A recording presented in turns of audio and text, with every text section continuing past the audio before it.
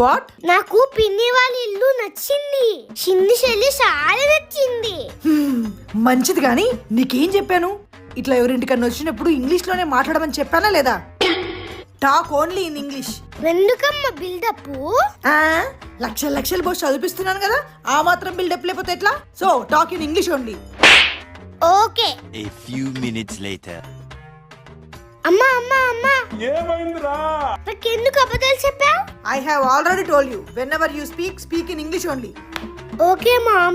What happened? Why did you tell lie to me? When? You said younger sister is Angel. Yes, she is.